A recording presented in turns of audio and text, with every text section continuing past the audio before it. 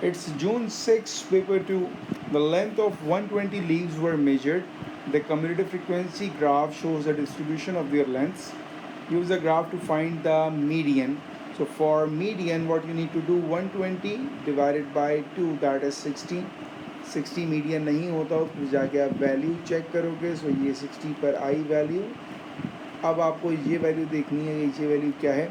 So from 31 to 32 you have 20 boxes, right, 20 boxes. तो ये वाली वैल्यू आपके पास है 31.5, ये 32. सो ये जो आपके पास ये वाली है, इट्स 31.75, राइट. सो 31.8859, यस, तो it's 31.8, this one. So the median is 31.8. You need to find the least count. Inter quartile के लिए पहले आपको निकालना पड़ेगा अपर कोटाइल. अपर कोटाइल क्या हो जाएगा आपका, तो पार्ट 2 मैं यहाँ स्टार्ट कर रहा हूँ. Upper quartile is 3 divided by 4 of 120, that will be 3390. 90 पर जाके देखते हैं वैल्यू क्या है. तो 90 कहाँ होगा, ये आपके पास 80 से लेके 100 तक 5 बॉक्सेस हैं और 5 बॉक्सेस पर 20 नंबर डिस्ट्रीब्यूटेड हैं. इसका नंबर 1 उस पर 4 होंगे, ठीक है ना. तो ये 84 हो गया, 88 हो गया, 92 हो गया. तो 90 हमारे पास इसके बीच का ही नंबर होगा.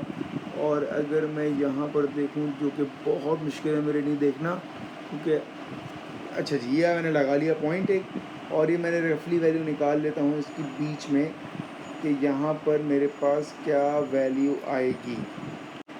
तो ये मेरे पास जो वैल्यू आ रही है, it's approximately nearest equal to 32.1. तो ये मेरा आ गया अपर कोटाइल. और इसी तरह मैं निकालूंगा lower quartile, that is 1/4 of 120, so it's 30. और 30 पे जाके मैं देखता हूँ मेरी वैल्यू क्या आ रही है. सो 20, 24, 28 और 30 बीच का होगा. तो बीच की वैल्यू ये आपकी ये वाली वैल्यू आ गई है, दिस वन. तो 31.5, 31.6, 31.65. So it's 31.65. दोनों वैल्यूज़ मेरे पास आ चुकी हैं. फाइनल आंसर क्या होगा भाई, 32.1 माइनस 31.65. तो इसकी वैल्यू 0.45. ये मेरे पास इसका आंसर आ गया. Next part, the number of leaves whose length is more than 31.5. तो पहले आपने हाईलाइट करना 31.5 कहाँ है भाई. 31.5 पर ये वाला पॉइंट है, मैंने रेड से लगाया है. 31.5 पर कितनी फ्रीक्वेंसी आ रही है ये देखते हैं. So it's 4, 8 and 12. तो 12 प्लांट्स वो हैं जो हमारे पास लेसर में हैं, और टोटल आपके पास 120 हैं. वो कह रहा है मोर देन ना, तो बेसिकली एग्जामिनर आपसे पूछ रहा है तो इससे ज़्यादा हैं, ठीक है. तो बहुत आसान है ये. तो अब आप क्या करोगे, 120 आपके पास टोटल है और यहाँ पर आपने निकाला 12, सेपरेट किया तो 108. तो 108 प्लांट्स वो हैं जिनकी लेंथ 31.5 से ज़्यादा है. पार्ट बी, आपके पास टेबल है. Write down an estimate of the number of children who took less than 13 minutes. पहली चीज़ आपने आइडेंटिफाई करना है कि 13 आपके पास कहाँ पर आ रहा है. तो मेरे पास जो 13 आया है वो इस पोर्शन में आ गया, ठीक है जी. तो ये मेरे पास 13 है. अब यहाँ पे जो नंबर है वो दो हैं, या 13 है या 14 है, क्योंकि 12 से ग्रेटर देन है. टोटल फ्रीक्वेंसी 6 है, तो मैंने 3 और 3 में डिवाइड किया. इक्वली डिवाइड करते हैं हमेशा. इसका मतलब 13 में 3 आएगा और 14 में 3 आएगा. आपको कह रहा है टुक लेस देन 13 मिनट्स. तो जो लेस देन 13 मिनट्स होगा, इसका मतलब ये हुआ कि ये सारे नंबर्स आपको ऐड करने, लेस देन 13. तो 4 + 2 6 + 3 9, ये आपका आंसर है. अगर वो ग्रेटर देन कहता तो मैं 3 और 1 को ऐड करता. नेक्स्ट पार्ट में आपको इसका मीन निकालना है. याद रखिएगा, मीन निकालने के लिए आपको पहले मिड पॉइंट लेना पड़ता है, ठीक है. तो मैं यहीं पे मीन की वर्किंग स्टार्ट कर रहा हूँ, बट विद ग्रीन पेन. तो 5 और 10 का मिड पॉइंट हो जाएगा हमारे पास 7.5. 10 12 का हो जाएगा हमारे पास मिड पॉइंट 11.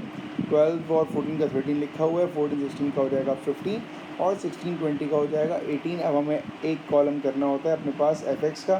तो 2 × 7.5 it's 15. 11 4s are 44, 6 13s are, तो इसको भी देख लें. 13 × 6 is 78, 3 × 15 is 45 and 18 1s are 18. Now you need to add all the numbers.